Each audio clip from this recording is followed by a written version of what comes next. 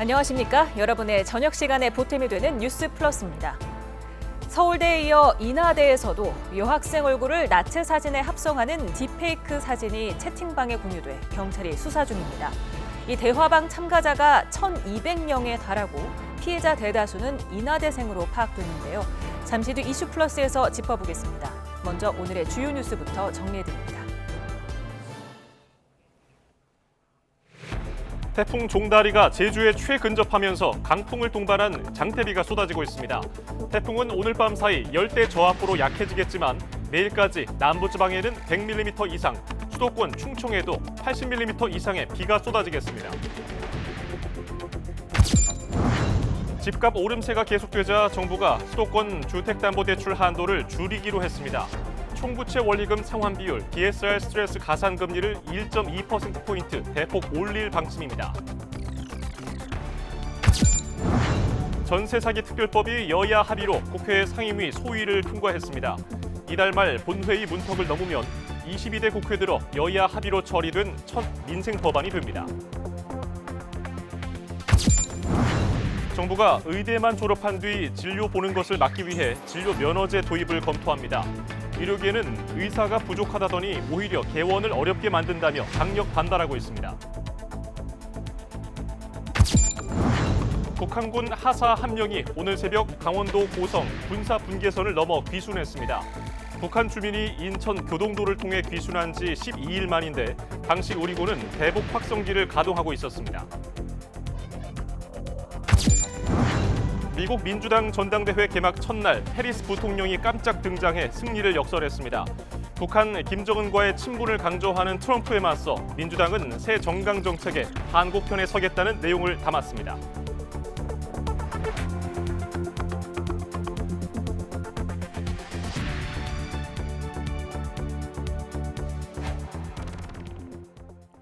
제9호 태풍 종다리가 제주도 서쪽 해상을 지나고 있습니다. 태풍이 가까이 지나며 제주도에는 강한 비바람이 몰아치고 있습니다. 자세한 태풍 상황 기상캐스터 연결해 알아봅니다. 김수현 캐스터.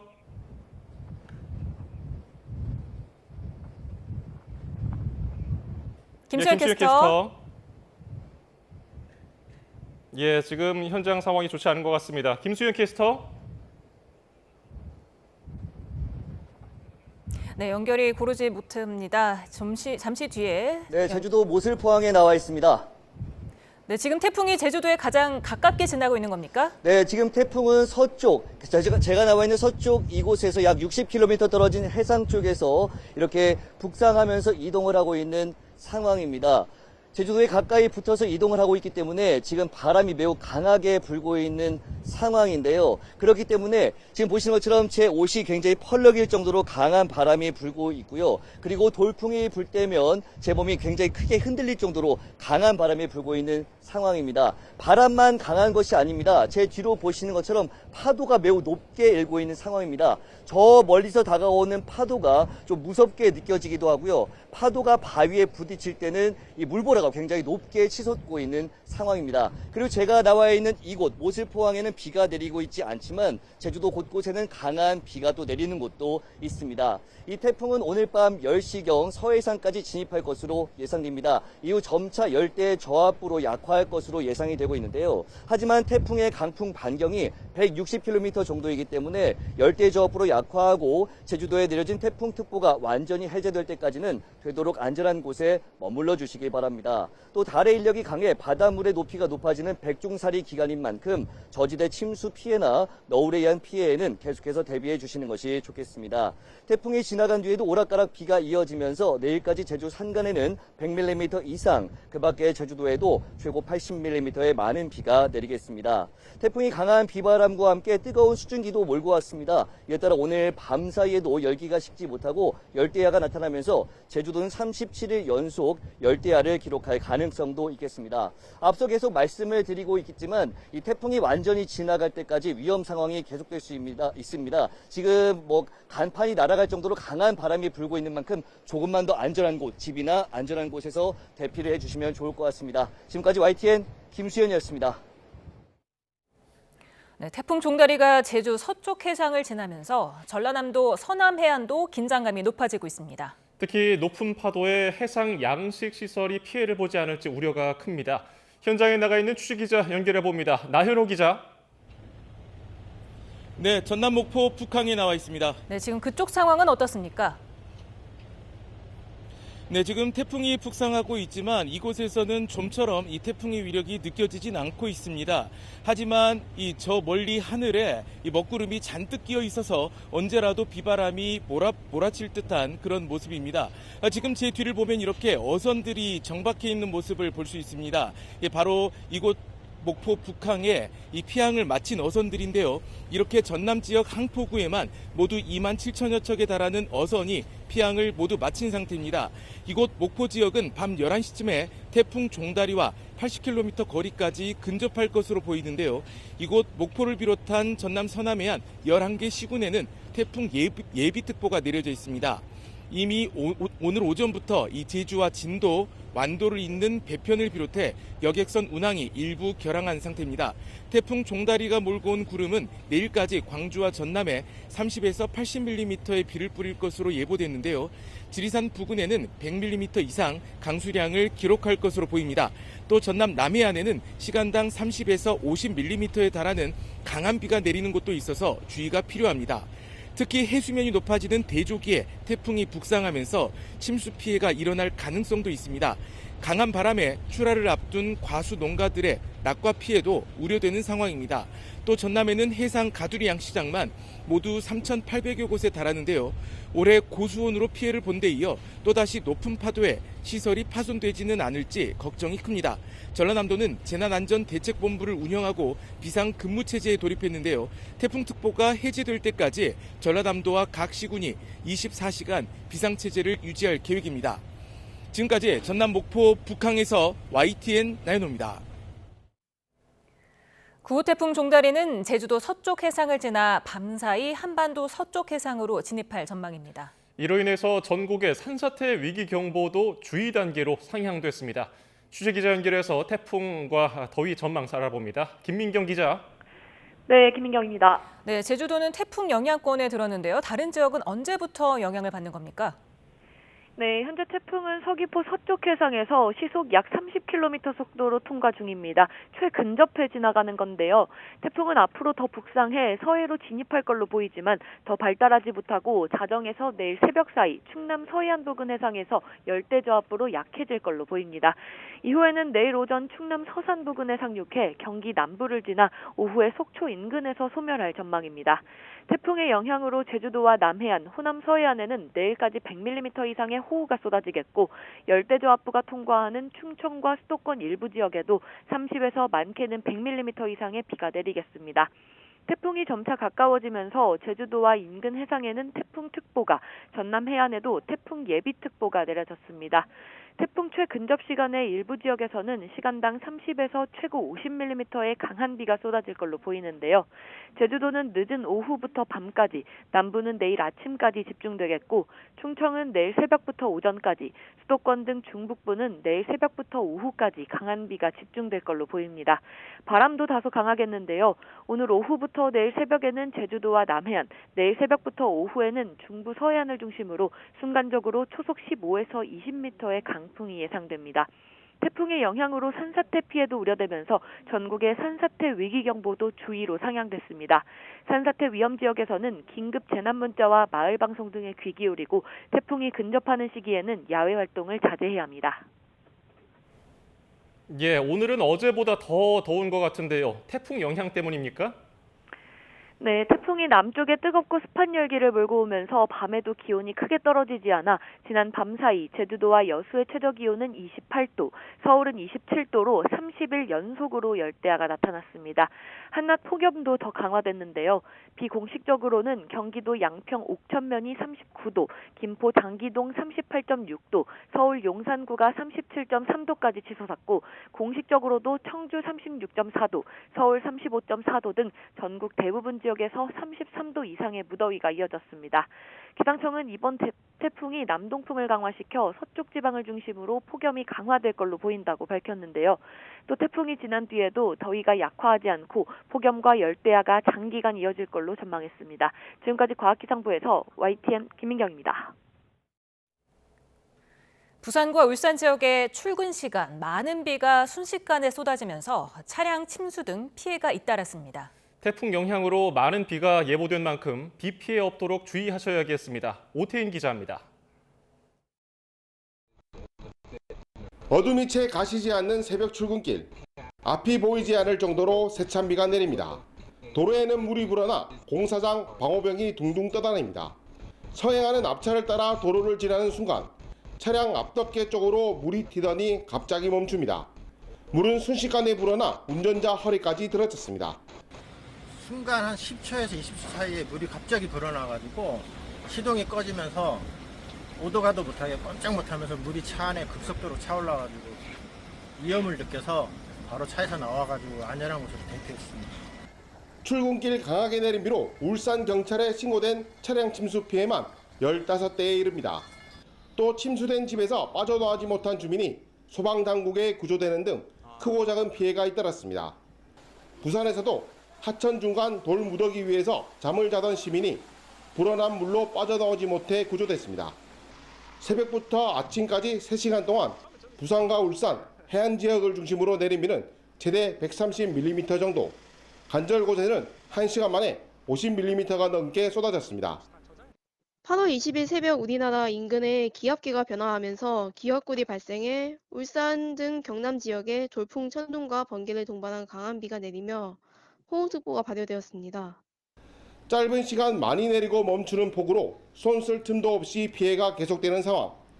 태풍 영향으로 많은 비가 예보된 만큼 비 피해가 없도록 더욱 주의가 필요합니다. YTN 오태인입니다. 네, 9호 태풍 종다리가 한반도로 다가오고 있습니다. 강풍으로 인한 피해가 우려되는데 위험 시설물은 미리 꼼꼼하게 점검을 해야 법적인 분쟁을 막을 수 있습니다. 김철희 기자입니다.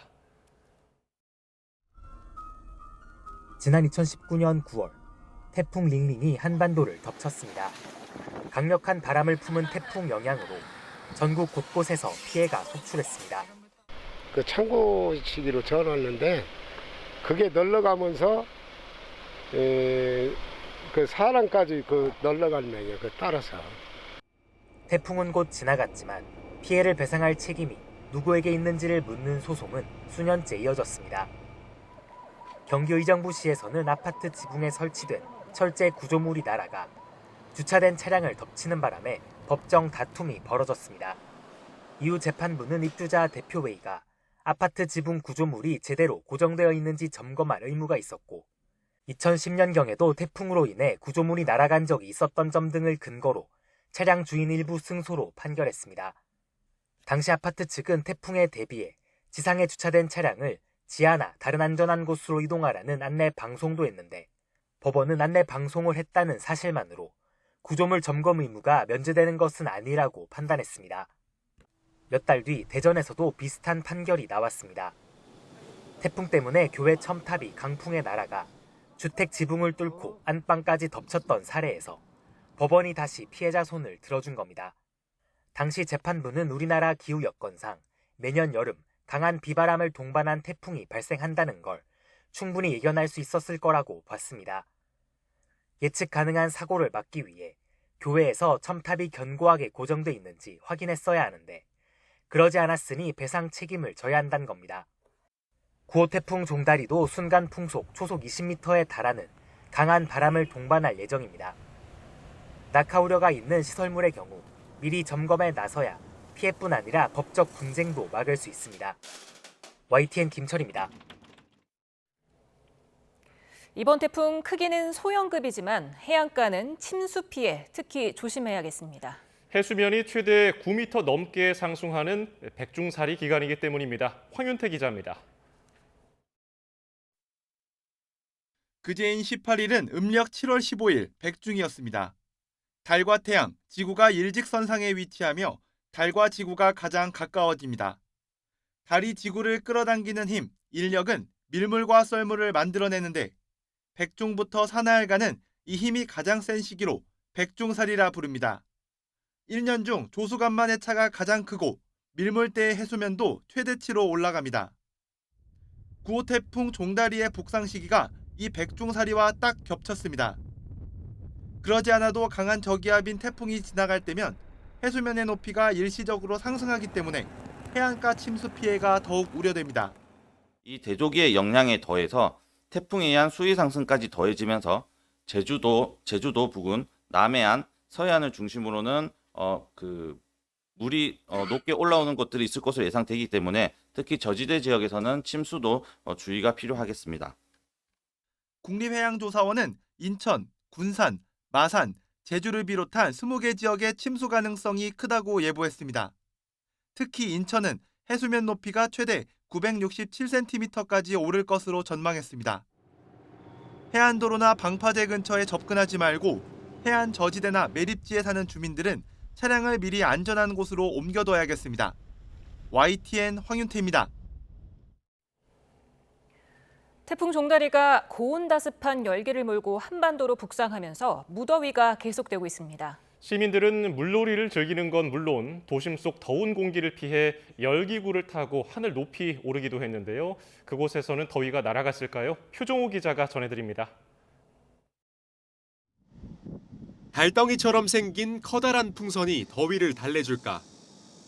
하얀 열기구를 타고 하늘로 떠오릅니다.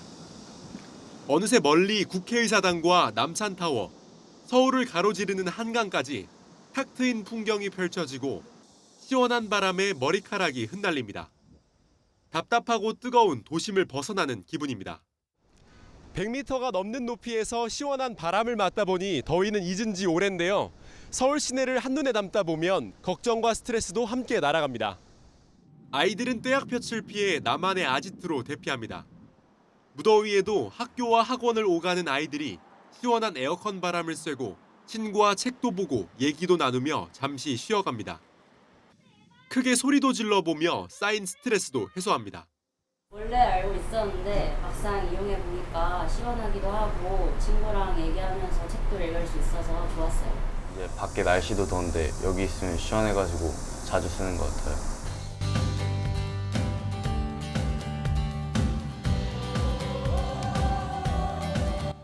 찜통 더위에 빠질 수 없는 물놀이.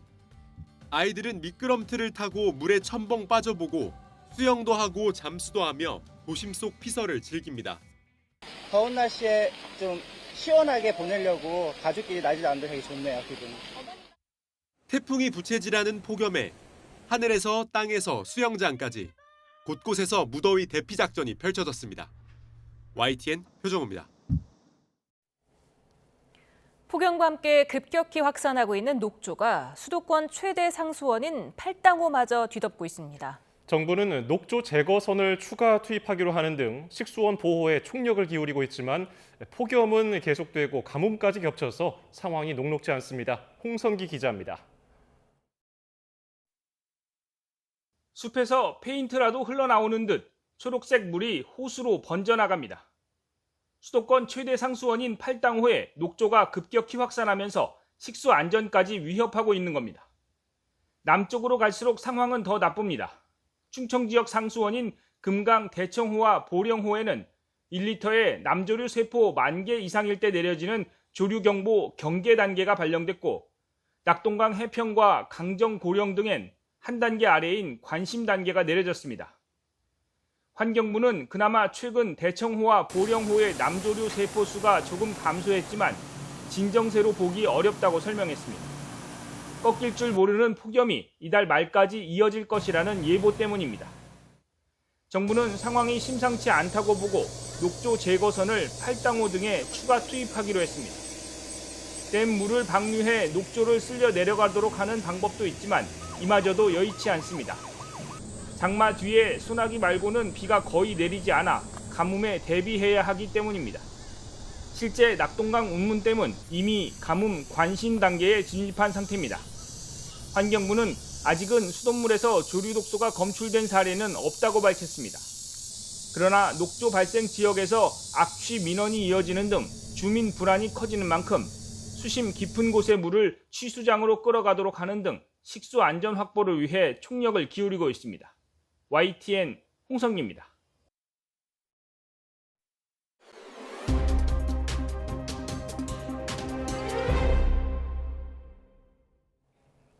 여야가 전세 사기 피해자의 임대료를 지원하는 방안을 골자로 한 특별법 처리에 합의했습니다. 이달 말 국회 본회의 문턱을 넘을 것으로 보이는데요. 이럴 경우 22대 국회 들어 여야가 처음으로 합의 처리의 뜻을 모은 민생 법안이 됩니다. 박정현 기자입니다. 지난 21대 국회에서 민주당 등 야당이 단독 처리했다가 대통령 제2요구권 행사로 폐기됐던 전세 사기 특별법 개정안. 피해 구제 방식을 두고 이견을 좁히지 못하던 여야가 계속된 협상 끝에 마침내 절충점을 찾았습니다. 정부 여당이 제안한 경매 차익 지원 방식을 야당이 받아들이면서 물꼬가 트인 겁니다. 한국토지주택공사 LH가 피해 주택을 경매로 낙찰받고 그 차익으로 피해자 주거 안정을 돕는다는 건데 선구제 후회수 방식을 고수해온 민주당은 경매 차익이 적거나 피해자들이 피해 주택에 거주하길 원하지 않을 경우 등 사각지대가 우려된다고 지적해왔습니다. 하지만 피해자가 원하는 민간주택을 LH가 대신 전세 계약을 맺어 피해자에게 제공하는 전세 임대안을 국토부가 제시하면서 합의에 이르렀습니다. 사각지대를 해소하고 그리고 또 한편으로는 실효성 있는 지원 대책을 강구하는 야당의 요구들을 계속해서 반영하고 보완하고 이런 과정을 통해서 민주당은 피해 구제를 더는 미룰 수 없다는 판단에 어려운 결정을 내렸다면서도 정부안의 한계는 여전하다고 짚었습니다. 모든 피해자 구제를 위해서 민주당안이 최적이라는 입장에는 변함이 없습니다. 대통령이 거부권을 행사한 법안을 지속적으로 주장하는 것에 대해 우리 민주당 의원님들의 많은 고민이 있었다는 말. 이번 개정안은 또 보증금 한도를 높여 최대 7억 원의 전세보증금 계약자도 피해자에 해당할 수 있도록 규정했습니다. 추후 제도 보완을 위해 6개월마다 실태 점검에 나선다는 방침도 포함됐습니다. 여야가 합의 처리한 만큼 법안은 법제사법위원회를 거쳐 이달 말 본회의에 상정될 전망입니다. 그대로 통과된다면 강대강 대치만 거듭해온 22대 국회 들어 여야가 처음으로 합의 처리하는 민생 법안이 됩니다. 이번 합의로 여야는 22대 국회 개원 석 달 만에 빈손국회 오명을 피할 수 있게 됐습니다. 다만 민주당이 오는 28일 본회의에서 대통령 제2요구권이 행사된 방송 4법과 전국민 25만 원 지원법 등 쟁점 법안의 재표결을 예고하고 있어 여야 충돌 또한 피할 수 없을 것으로 보입니다. YTN 박정현입니다. 내년도 예산안을 준비하는 정부 여당이 대략적인 예산 편성 방향을 공개했습니다. 내수 활성화를 위해 온누리 상품권 발행 규모를 늘리고 다자녀 가구의 혜택을 늘리는 내용이 담겼습니다. 임성재 기자가 정리했습니다. 올해 정기국회 내년도 예산안 심사에 앞서 정부 여당이 먼저 한자리에 모였습니다. 당정은 우선 전통시장에서 쓸 수 있는 온누리 상품권을 역대 최대인 5조 5천억 원 규모로 확대 발행하기로 했습니다. 가맹 제한 업종 역시 기존 40종에서 28종으로 대폭 줄이기로 했는데 사용처 다변화로 몸에 와닿는 혜택을 누릴 수 있게 하겠다는 취지가 반영됐습니다. 소상공인과 영세 자영업자 지원, 기타 민생 안전 대책에 대해 최대한 아낌없이 집중 지원해야 된다고 생각합니다. 또 2명 이상 다자녀 가구의 사회적 혜택을 늘리는 데에도 초점을 뒀습니다. KTX와 SRT를 탈 때 인원과 상관없이 할인 혜택을 적용받을 수 있게 하고 K패스 교통카드의 경우 최대 50% 할인율을 적용하기로 한 겁니다. 다자녀 가구가 전기차를 살 때 최대 600만 원 보조금을 받을 수 있게 하는 안도 포함됐습니다. 물론 최근 전기차 화재 피해가 잇따른다는 점을 고려해 화재 예방 충전기를 9만 대까지 확대하는 등 관련 예산도 빼놓지 않았습니다.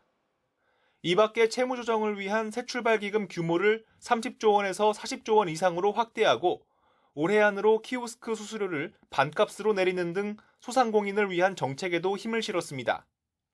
건전 재정 기조를 유지하면서도 반드시 살펴야 할 부분은 세심하게 고려했다는 설명입니다.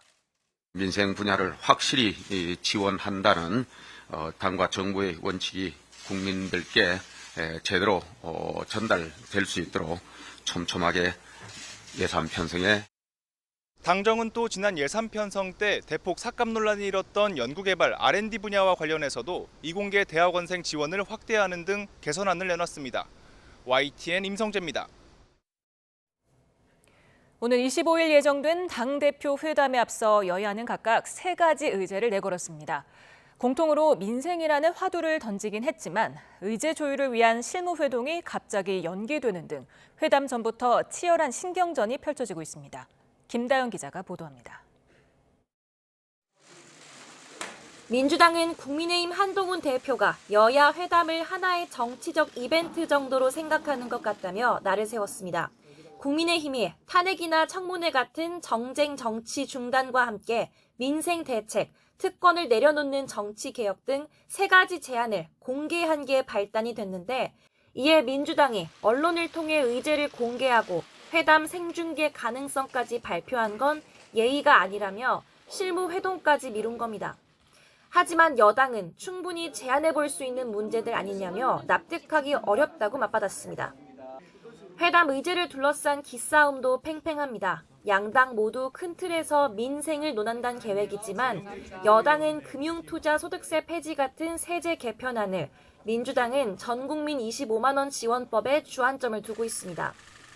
여당은 25만 원법과 관련해 취약계층을 선별적으로 지원하는 방안을 들여다보고 있다며 논의 가능성 열어뒀습니다. 25만 원 관련해서 우리 입장이 어떻게 되는지 좀 정리 좀 하고 있고, 자영업자 소상공인 굉장히 힘든데 선별적으로 두텁게 지원할 수 있는 방안에 대해서 민주당은 민생에 더해 윤석열 대통령 제2요구로 2차례 폐기된 최상병 특검법과 지구당 부활까지 3가지를 의제로 제안했습니다. 한동훈 대표가 최병 특검을 하자, 그리고 본인은 제3자 추천안이 좋다고 생각한다 했으면은 대표가 된 다음에 법안을 냈으면 되는 문제입니다. 역시 뇌관은 최상병 특검법이 될 전망입니다. 민주당은 제3자 추천 방식에 이어 제보 공작 의혹까지 수사 대상에 넣자는 한동훈 대표의 제안을 받겠다며 협상의 여지를 두는 듯 압박을 이어갔습니다. 사전 모의든 사후 모의든 제보 조작이든 제보 실수이든 다 포함시켜서 특검법을 발의해 주십시오. 여당은 모처럼 대화의 장인 만큼 민생 위주로 대화하는 게 맞다면서도 특검 얘기를 두려워하거나 피할 건 아니라고 물러서지 않았습니다. 첫 대화의 장에서는 이런 여야 간에 첨예하게 대립하고 있는 부분부터 먼저 논의하자 하는 것은 좀 발전성이 없지 않나. 실제 회담에선 지구당 부활같이 이견이 적은 사안에 합의가 이뤄질 수 있겠지만 쟁점 사안은 입장차만 확인하는 자리에 그칠 거란 전망도 나옵니다. YTN 김다연입니다. 오늘 새벽 강원도 고성으로 북한군 1명이 귀순해 왔습니다. 서해 쪽 강화 교동도로 북한 주민이 귀순한 지 12일 만인데요.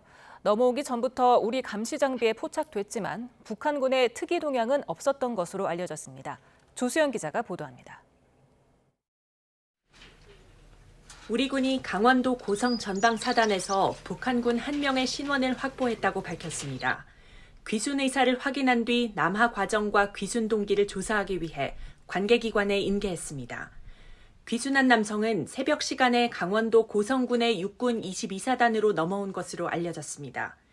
군 관계자는 동부전선의 군사분계선 이북에서부터 우리 군 감시 장비로 포착됐다고 설명했습니다.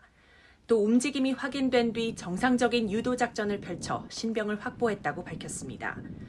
이 남성은 해안가에 있는 길로 걸어서 넘어왔으며 발견 당시 군복을 입고 있었고 계급은 하사인 것으로 전해졌습니다. 우리 군은 최근 해당 지역 DMZ 인근에서 작업하는 북한군들이 들을 수 있게 대북 확성기를 가동하고 있었는데 확성기 시행이 귀순에 영향을 미쳤을 수 있다는 관측이 나옵니다.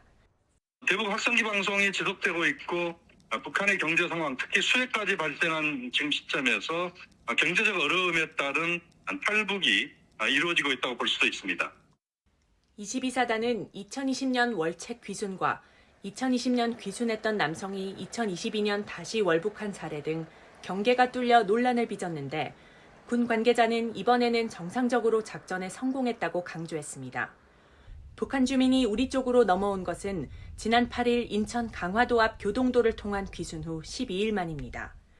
북한이 탈북을 막기 위한 경계를 강화해온 가운데 귀순이 잦아지고 있지만 북한군의 특이 동향은 없는 것으로 전해졌습니다. YTN 조수연입니다. 임종석 전 청와대 비서실장이 문재인 전 대통령 전 사위 항공사 특혜 채용 사건의 참고인 신분으로 검찰에 출석했습니다. 임 전 실장은 윤석열 대통령을 향해 정치 보복 수사가 어디로 치닫는지 직접 한번 살펴보라고 말했습니다. 김민성 기자의 보도입니다. 문재인 정부 초대 대통령 비서실장인 임종석 전 실장. 참고인 신분으로 전주지검에 와 정치 보복 수사를 언제까지 계속하려는 거냐며 윤석열 대통령의 뜻이 아니냐는 취지로 주장했습니다. 누가 봐도 지나치고 누가 봐도 정치적이고 누가 봐도 대통령의 의중이 실려 있다고 생각할 수밖에 없는 일입니다. 또 정치 지도자 누군가는 화해와 협력의 물꼬를 터야 한다며 이 정부의 정치 보복 수사가 여기서 더 나아가면 모두가 불행해질 것이라고 말했습니다. 윤석열 대통령께 정중하게 요청드립니다. 일부 정치검사들의 이 빗나간 충성 경쟁과 너무나 길어지고 있는 이 정치 보복 수사가 어디로 치닫고 있는지 직접 한번 살펴보시기 바랍니다. 이번 사건 수사는 2020년 9월 국민의힘 고발로 시작했습니다. 검찰은 2018년 3월 이상직 전 의원이 중소벤처기업진흥공단 이사장으로 임명되는 과정에 전 정부 청와대의 개입이 있었다고 보고 있습니다. 청와대가 비공식 회의를 열어 이 전 의원을 내정했다는 겁니다. 이사장 임명 넉 달 뒤 이상직 전 의원이 실소유한 태국계 항공사 타이스타젯이 항공업계 경험이 없는 문재인 전 대통령 사위였던 서모 씨를 전무이사로 채용했습니다. 서 씨는 월 800만 원의 급여와 가족 주거비 등을 받은 것으로 파악되는데 검찰은 이 돈이 사실상 문 전 대통령에게 간 뇌물이 아닌지 의심하고 있습니다. 전 대통령 부부 계좌를 추적하고 전 정권 핵심 인물을 소환하며 종반으로 치닫고 있는 수사. 어떤 결론을 낼지 검찰의 칼 끝에 이목이 쏠리고 있습니다. YTN 김민성입니다.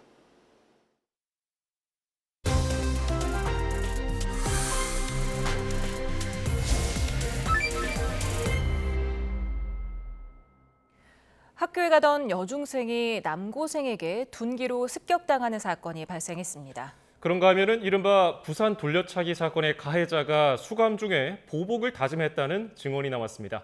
주요 사건 사고 소식 백기종 공인탐정연구원장과 짚어봅니다. 어서 오십시오. 안녕하세요. 지금 등교하던 여중생, 개학날을 맞춰서 기다리고 있다가 남고생이 둔기로 많이 때렸는데요. 네. 지금 다행히 지나가던 행인이 있었기에 망정이지 그렇습니다. 안 그랬으면 큰일 날 뻔했습니다. 네. 사실은 방학이 끝나고 이제 19일 개학일을 맞춰서 아침 8시 정확한 CCTV상에 보면 16분으로 나오죠. 사전에 흉기나 둔기를 소지하고 그리고 대상 본인이 생각하는 타겟이겠죠. 그 여중생을 기다리고 있다가 등교하는 여중생을 쫓아가서 결국 둔기로 머리라든가 이런 곳을 가격 때리는 형태.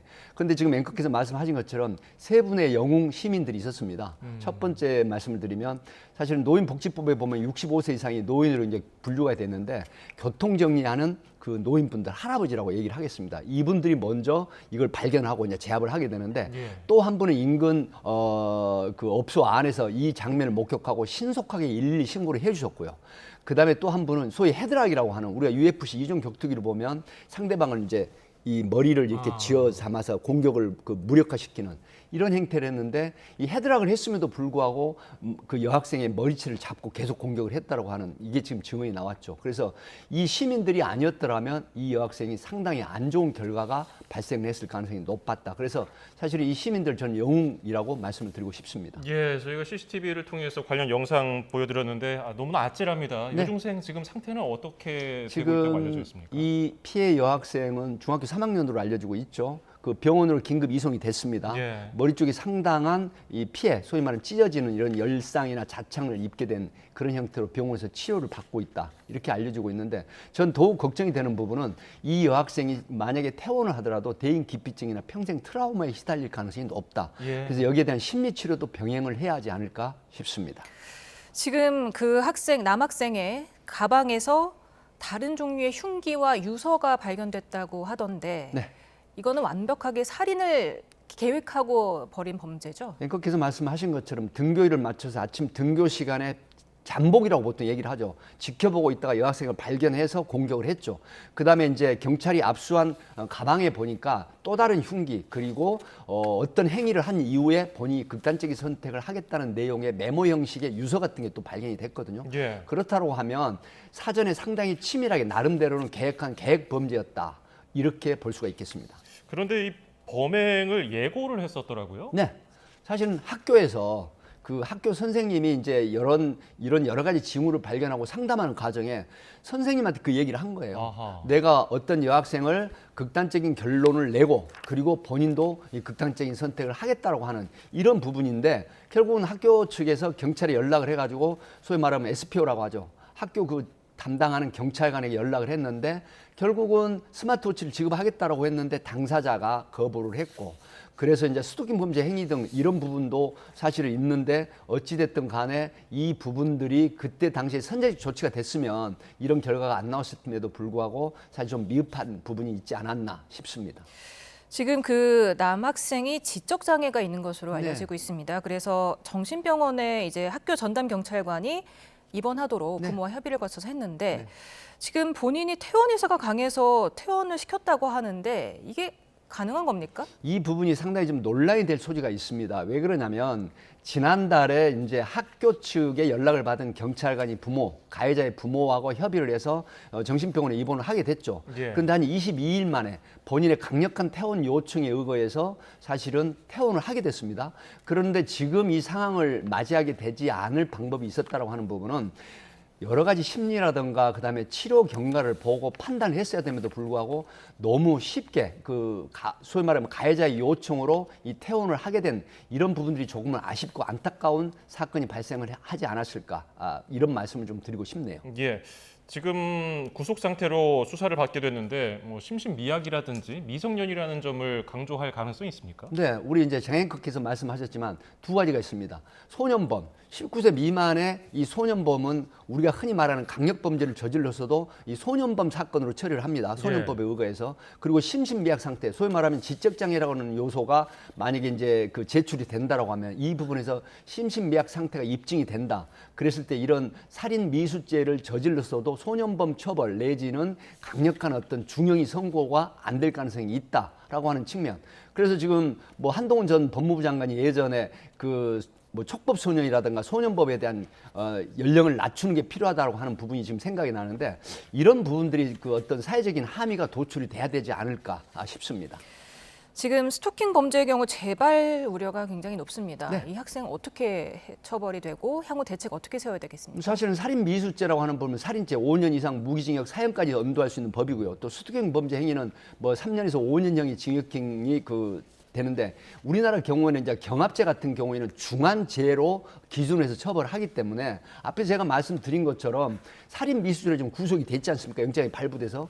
그럼에도 불구하고 일반적인 성인의 범죄보다는 훨씬 덜 가벼운 처벌에 가까운 처벌을 받을 수밖에 없다. 이렇게 말씀을 드립니다. 예, 다음 주제도 살펴보겠습니다. 이른바 부산 돌려차기 사건의 가해자가 수감 중에 피해자를 보복하겠다는 말을 했다는 그런 증언들이 들려왔습니다. 어떤 얘기를 한 겁니까? 사실은 이제 그 부산에 지금 32세 되는 이모 씨라고 하는데 부산 이 서면에서 사실은 5월 22일이죠. 이때 그 피해자를 돌려차기를 해서 결국 8분 동안 성폭행한 것까지 드러나서 1심에서는 이제 징역 12년형을 받았다가 지금은 20년형을 선고를 받은 형태거든요. 그런데 동료 수감자들에게 나가면 때려 죽이겠다. 그리고 성폭행을 하겠다. 그러면서 12년형, 1심에서 12년형을 받았을 때는 한 대당 2년씩 12년을 받았다고 하는, 그러니까 전혀 반성이나 개전의 정이 없는 상태에서 오히려 피해자에 대한 보복 내지는 협박성 발언을 한 게 사실은 부산 법원에서 이게 드러나가지고 지금 재판이 진행 중인 형태가 되면서 언론에 보도가 된 거죠. 네, 일단은 그 보복 발언하기 전에 이미 대법원에서 징역 20년을 선고받았지 않습니까? 그런데도 이렇게 보복 관련해서 추가로 기소가 되면서 어느 정도 형이 더 늘어날 수 특정범죄 있겠습니까? 가중처벌법, 그러니까 고소나 뭐 어떤 수사가 됐을 때도 불구하고 보복이나 어떤 수사 방해나 재판 방해나 이런 협박성이 있다고 하면 특정범죄 가중처벌법에 의해서 보복 협박죄로 하는데 사실은 1년 이상 유기징역에 처해진다는 규정이 있거든요. 어쨌든 대법원 양형위원으로 보면 다른 양형 조건을 하더라도 적어도 1년 이상 3년 미만의 추가적인 그런 형을 받을 가능성이 높다, 이렇게 분석이 됩니다. 예. 지금 피해자는 물론이고 피해자 가족들도 얼마나 불안하고 걱정이 클지 지금 상상도 안 되는데, 만약에 이 가해자가 출소하게 된다면은 가해자는 어떤 보호를 받게 됩니까? 피해자가 어떤 보호를 받게 피해자가 되겠다는 어떤 보호를 건데요. 받게 됩니까? 지금 32세 그러면 특가법에 1년, 2년, 3년을 추가로 받는다고 하더라도 50대 초중반에 출소를 하거든요. 예. 그렇다고 하면 이런 사람의 성향 같은 경우에는 계속해서 이런 부분들을 안고 있기 때문에 보복 범죄가 굉장히 높다, 이렇게 분석이 되기 때문에 그러면 피해자 보호 프로그램이 작동을 하죠. 우선 보호 관찰 제도가 시행이 돼야 되고, 두 번째 이 경찰로부터 이 피해자 보호 프로그램이 작동이 되면서 스마트워치라든가 부정기적, 정기적인 순찰, 그리고 가해자의 주변에 대한 어떤 감시, 이런 그 강화된 기능이 필요할 것 같습니다. 지금 가해자가요, 피해자뿐만 아니라 전 여자친구에게도 협박 편지를 보냈다고 합니다. 왜 이러는 걸까요? 전 여자친구가 이제 이런 돌려차기 범죄로 중형을 선고받으니까 전 여자친구로서는 당연히 헤어지자고 할 거라니까 결별 내지는 이별을 선언한 걸 본인이 알게 됩니다. 그리고 면회도 오지 않으니까 여기에 대한 보복 심리로 협박을 했는데, 이 부분도 지금 협박 혐의로 처벌을 받을 가능성이 높고, 그다음에 같은 동료 수감자들에게 그 물품 반입 강요를 한 거가 있거든요. 또 강요죄, 그리고 바로 이 돌려차기 피해자에 대한 보복 협박, 이런 부분들이 종합적으로 지금 입건이 돼가지고 재판에 넘겨져서 진행 중입니다. 이게 다 인정이 되면 어느 정도 최대적으로 늘어날까요? 제가 앞에서 말씀드렸지만 보복 협박 특가법에, 그다음에 강요, 그다음에 이제 여러 가지 형태, 이런 협박 전 여자친구, 이런 부분이 더해진다고 하면 경합죄로서 2분의 1 가중처벌 한다고 하면 적어도 이 부분만 가지고 3년 이상형의 형이 추가로 적용이 될 수 있다, 이렇게 봅니다. 이런 가운데 피해 여성에게 협박성 메시지를 보낸 20대 남성에게 그렇습니다. 또 징역을 검찰이 구형을 했는데, 이건 또 어떤 일입니까? 참 정말 그 젠더 논쟁의 일환으로 보입니다. 피해는 사실이지만 이 피해 여성의 그 사실이 언론에 알려지면서 남성들이 피해를 봤다라고 하는 부분인데, 저는 20대 남성이 검찰이 징역 2년을 구형을 했는데 아마 젠더 논쟁이 상당히 심취한 사람이 아닐까 싶은 그 추정이 가능하거든요. 정말 어처구니 없고 황당한 이런 부분인데, 아마 이 부분도 법원에서 상당히 뭐 구속 내지는 징역형의 집행유예까지 가능하다, 이렇게 봅니다. 실형 가능성이 높다고 보시는 그렇습니다. 겁니까? 왜 그러냐면 이런 피해자를 상대로 또다시 추가적인 어떤 제2, 제3의 가해를 한 행위거든요. 그럼 실질적으로 이게 범죄로 이어질 가능성이 있다라는 우려, 위험성, 가벌성, 이런 것 때문에 상당히 중한형이 처벌될 가능성이 있다, 이렇게 분석을 합니다. 예, 마지막 주제도 살펴보겠습니다. 여자 대학생들의 얼굴에 나체 사진을 합성한 딥페이크 사진, 이게 한 1000여 명이 있는 단체 대화방에 퍼져가지고 경찰이 수사에 나섰는데 피해자들이 또 협박까지 받았다고요? 1200명의 그 대화방, 단체방입니다. 채팅방에 이제 텔레그램 형태로 운영을 했는데, 사실 딥페이크라는 게 뭡니까? 유명인들 같은 경우에 얼굴을 합성을 해가지고 뭐 성적 수치심을 일으키는 어떤 나체나 어떤 동영상을 갖다 내보내는 건데, 이런 부분들이 결국은 굉장히 평생 트라우마 내지는 피해자에 대한 인격 살인이라고 이렇게 되지 않습니까? 이런 부분인데요. 얼마 전에 우리가 스카이라고 하는 부분, 서울대고도 연대, 카이스트 대학원의 재적생이 이거 주도를 해서 300여 명의 회원들을 모집해가지고 이런 행태를 한 게 지금 얼마 되지 않지 않습니까? 근데 이번에 이게 또 적발이 된 그런 상황입니다. 이 대화방이 2020년부터 운영이 됐더라고요. 근데 지금 현재 1200명이 그 대화방에 참가를 하는데 검거된 거는 지금 1명뿐입니다. 그렇습니다. 앞에 제가 말씀드린 것처럼 텔레그램, 소위 말하면 일정한 채팅 이후에 자동 폭파되는 형태라든가 이런 부분들이 수사에, 사이버 수사에 상당히 난감하거든요. 그래서 지금 피의자는 1명을 하고 피해자는 4명을 발견을 했는데, 그럼에도 불구하고 수사가 계속 되고 있기 때문에 문제는 이겁니다. 이 딥페이크 영상이 올려진 상태에서 또 개인정보까지 올렸어요. 그래서 이 개인정보에 올려진 피해자를 상대로 정말 여러 가지 형태의 범죄가 가해졌거든요. 이런 부분에 지금 상당히 수사를 치밀하게 지금 운용을 하고 있다, 이렇게 보입니다. 피해자가 늘어날 가능성도 있는데 지금 경찰은 어떻게 접근해야 증거를 모을 수 있습니까? 사실 말씀드렸지만 동영상은 이미 확보된 상태입니다. 예. 그래서 이제 그 딥페이크에 관련된 피해자는 지금 얼굴이 나타나 있지 않습니까? 이런 부분은 이제 소위 말하면 피해자들로부터 제보를 받는 상황이고, 그다음에 이제 사이버 수사대에서 이런 부분 딥페이크 채팅방을 운영하는 이 주동자가 아직 안 잡혔거든요, 주모자가. 이런 부분들에 종합적으로 그 특별 수사, 소위 말하면 특수기법의 수사가 가능합니다. 이렇게 돼서 아마 조만간 이런 주모자도 체포를 하고 여러 가지 형태의 가해자가 체포될 가능성이 있다. 우리가 조주한 엠번방 사건 아시지 않습니까? 이 부분도 굉장히 어려운 수사였습니다. 그럼에도 불구하고 한국 경찰에 있는 사이버 수사, 이런 수사가 굉장히 진화돼 있기 때문에 아마 조만간 주모자 내지는 관련자들이 모두 처벌을 받을 가능성이 높다. 이렇게 예고가 할 수 있겠습니다. 이게 좀 특이한 게 개인정보도 있지만 이제 딥페이크 음성 파일도 공유가 됐다고 하는데 점점 수법이 다양해집니다. 사실은 딥페이크라고 하는 부분은 이제 합성 사진이나 가공 인물을 내세워서 실질적인 피해를 가하는데 음성도 사실은 도용이 가능합니다. 그래서 이걸 성폭력 처벌에 관한 특례법으로 처벌을 하죠. 처벌 규정은 5년 이하 징역 5천만 원 이하 벌금인데 이 부분은 좀 더 제가 드리고 싶은 말씀은 이런 딥페이크 관련한 범죄는 정말로 이 법관들이 규정된 처벌, 정말 가중처벌을 해야 되거든요. 왜 그러냐면 평생에 이게 남는 겁니다. 쉽게 말씀을 드리면 개인 서버, 소위 말하면 개인 그 커뮤니티 사이트라든가 이메일이라든가 개인 휴대폰에 모두 저장이 될 수가 있습니다. 그러니까 사이버전에 있어서 공식적인 인터넷 관련해서 삭제를 하더라도 이런 부분들이 광대하게, 광범위하게 지금 저장이 될 수 있다.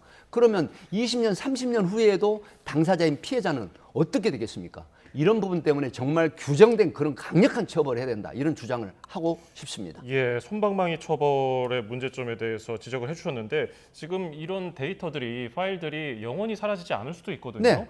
이거 도대체 방법이 없겠습니까? 말씀하시는 것처럼 그래서 저는 이런 말씀을 드립니다. 소위 딥페이크라든가 야한 동영상을 어떤 개인 커뮤니티라든가 사이트라든가 이메일이라든가 개인 휴대폰에 저장을 했을 때 그 저장하는 자체만 가지고도 강력한 처벌을 할 수 있는 이 법이 보완이 돼야 된다. 이 기회에 이런 말씀을 꼭 드리고 싶습니다. 네, 하루빨리 주범이 잡히길 바라겠습니다. 그렇습니다. 주요 사건 사고 소식 백기종 원장님과 함께 짚어봤습니다. 감사합니다. 고맙습니다. 감사합니다.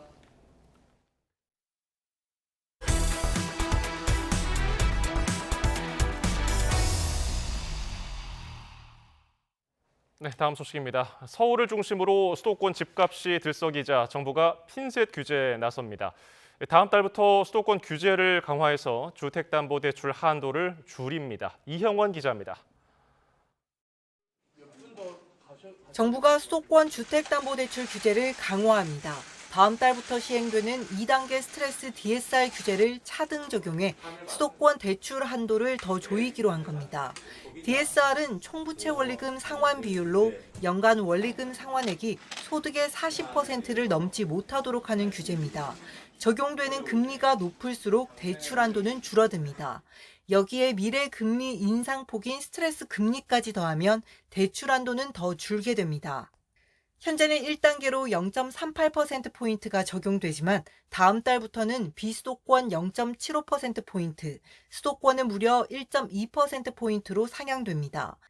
이렇게 되면 소득 5천만 원인 사람이 30년 만기 연 4.5%로 빌릴 수 있는 한도가 지방은 800만 원, 수도권은 1,700만 원이나 줄어듭니다. 서울을 중심으로 수도권 집값이 급등하자 애초 계획을 수정해 비수도권보다 인상폭을 높인 결과입니다.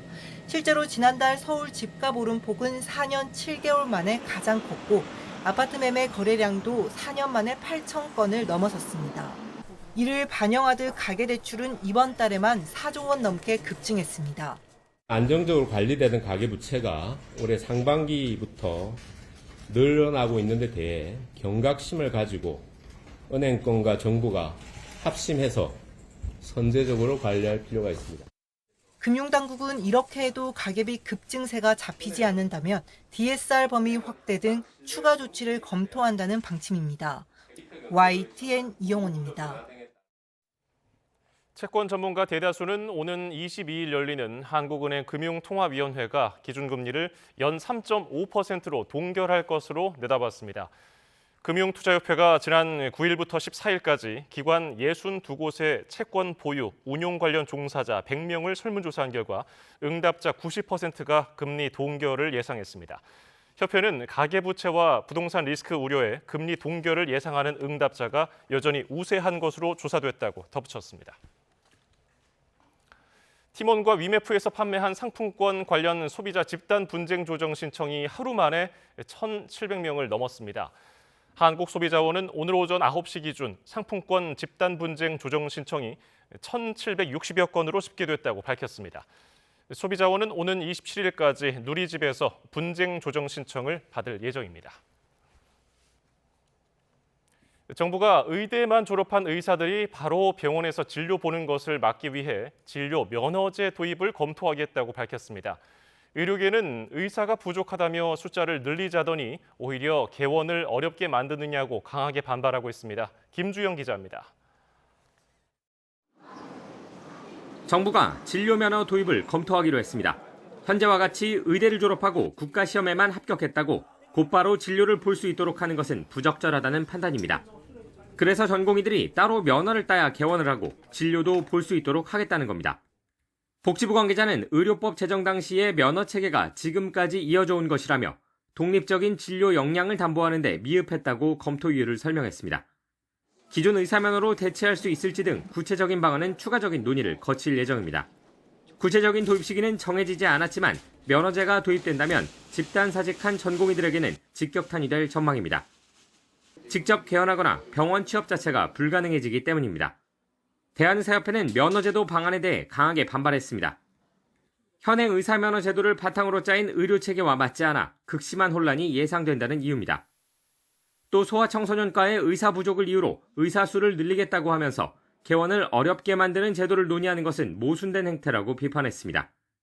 환자 볼 의사가 없어서 당장 2,000명을 늘려야겠다고 주장하는 정부가 지금 당장 현장에 나와야 될 의사들을 막고 있는 겁니다. 쫓아내고 있는 것입니다. 정부는 일단 혁신적 의료 공급과 이용 체계에 대한 공청회를 열고 전문가와 국민의 의견을 바탕으로 추가 검토에 나선다는 방침입니다. YTN 김주영입니다. 이혼한 뒤에 양육비를 주지 않은 부모의 신상 정보를 공개하는 시민단체 대표가 유죄를 확정받았습니다. 법원은 앞서 비슷한 사이트 운영자에 대해서도 같은 판단을 했는데 관련 단체들은 양육비 미지급 문제를 해결하기 위해서는 입법 개선이 필요하다고 강조했습니다. 김태원 기자입니다. 시민단체 양육비 해결 모임의 강민서 대표는 2018년부터 배드 페어런츠라는 인터넷 사이트에서 양육비를 주지 않는 부모들의 신상을 폭로했습니다. 지난 2019년엔 이 사이트에 남성 A씨가 양육비 1억 원을 지급하지 않았다며 이름과 나이, 카카오톡 프로필 등을 공개했습니다. 사는 지역과 전 직장까지 특정했고 파렴치한이라고 비방하는 내용까지 덧붙였습니다. 강 대표는 이듬해 기소돼 1심에선 무죄를 선고받았지만 2심 판단은 달랐습니다. 재판부는 강 대표가 미지급자들의 신상 정보를 공개해 얻는 공익보다 침해되는 A씨의 불이익이 크다며 벌금 80만 원을 선고했습니다. 대법원도 항소심 판결에 문제가 없다며 강 대표의 상고를 기각했습니다. 대법원은 강 대표가 사실 확인 절차를 거치거나 A씨에게 충분한 소명 기회를 제공하지 않았다고 지적했습니다. 또 글을 올릴 땐 이미 A씨 자녀들이 성인이어서 양육비 지급이 시급한 상황도 아닌 만큼 비방할 목적으로 글을 올린 것으로 판단했습니다.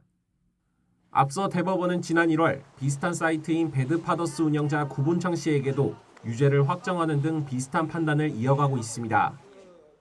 개인이 하는 신상 공개는 사적 제재라는 건데 양육비 미지급 문제를 줄이기 위해선 정부가 지금보다 더 실효성 있게 미지급자의 개인정보를 공개해야 한다는 지적도 나옵니다.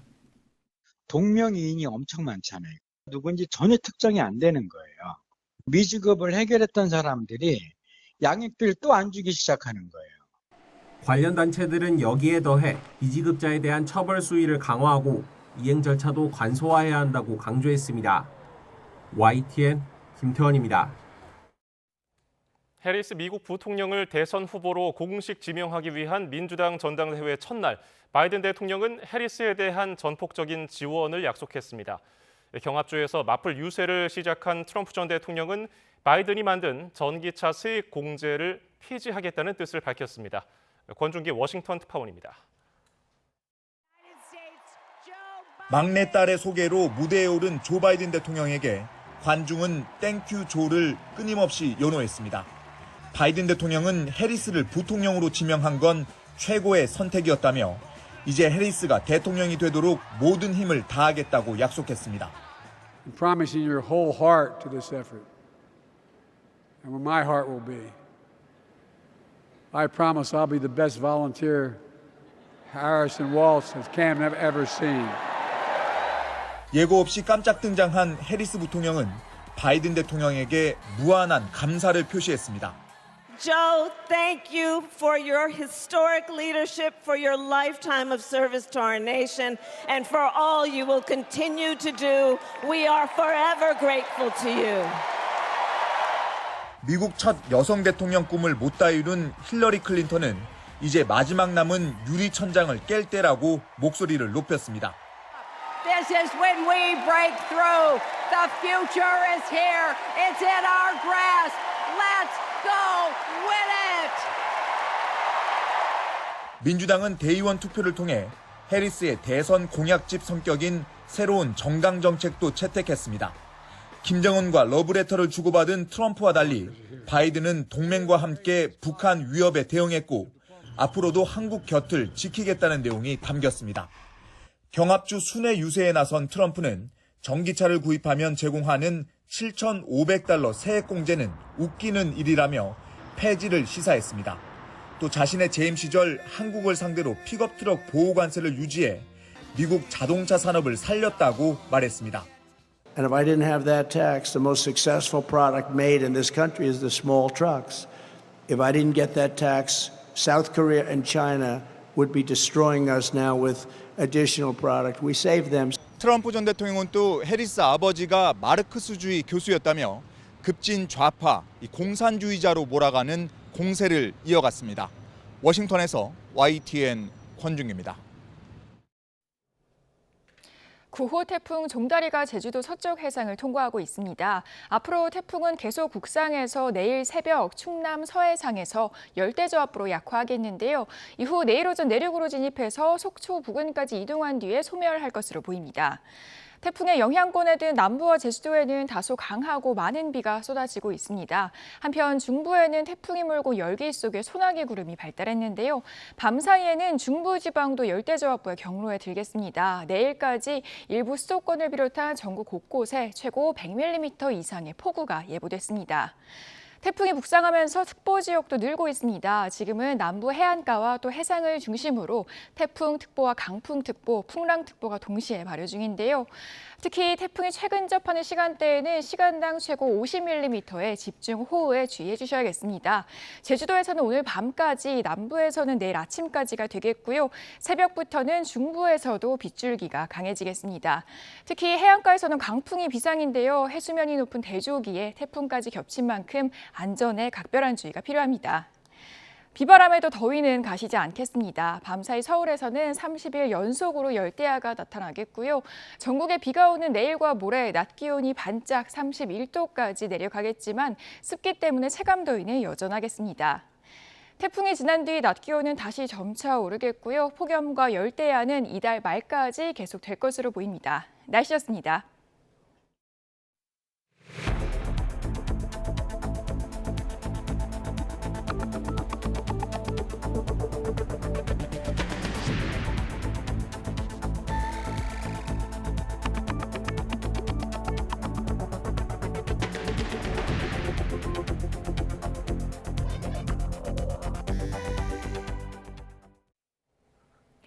구호 태풍 종다리가 제주도 서쪽 해상을 통과하고 있습니다. 현재 태풍과 가장 가까운 곳은 제주도 고산으로 60km 부근을 지나고 있습니다. 이후 점차 북상해 오늘 밤 10시쯤에는 전남 진도 부근 약 70km를 지나겠고 내일 새벽 3시쯤에는 서산 남서쪽 약 130km 부근 해상에서 열대저압부로 약화할 것으로 보입니다. 태풍이 열대저압부로 약화한 뒤에도 내일 오전 9시쯤에는 충남 서산 부근에 상륙해 내일 오후 3시쯤 속초 인근에서 소멸할 전망입니다. 종다리는 올해 우리나라에 영향을 미치는 첫 태풍입니다. 종다리 이전 태풍 4개는 줄줄이 일본으로 향했었는데 종다리는 무엇이 다를까요? 장하영 기자가 설명해드립니다. 보통 태풍은 태평양에서 발달해 서쪽으로 이동하다 동쪽으로 꺾이는 C자 형태의 이동 경로를 보입니다. 이달 들어 발생한 앞선 태풍들은 역C자를 그렸습니다. 5호 마리아부터 6호 손띤, 7호 안필, 8호 우쿤까지 적도에 더운 기류가 모이는 곳에서 발생해 비슷한 경로로 줄을 이어 일본으로 북상했습니다. 우리나라를 덮고 있는 더운 고기압과 일본 동쪽의 고기압, 이 두 개의 북태평양 고기압이 매우 견고하게 자리 잡고 있기 때문입니다. 태풍들이 더위의 기세를 뚫지 못하고 고기압 가장자리를 타고 올라간 겁니다. 하지만 9호 종다리는 이 경로를 따르지 않았습니다. 일본을 강타한 7호 안필이 빠져나간 자리를 북태평양 고기압이 빠르게 메우면서 태풍의 가장자리가 서쪽으로 이동했고 태풍 발생 위치도 달랐습니다.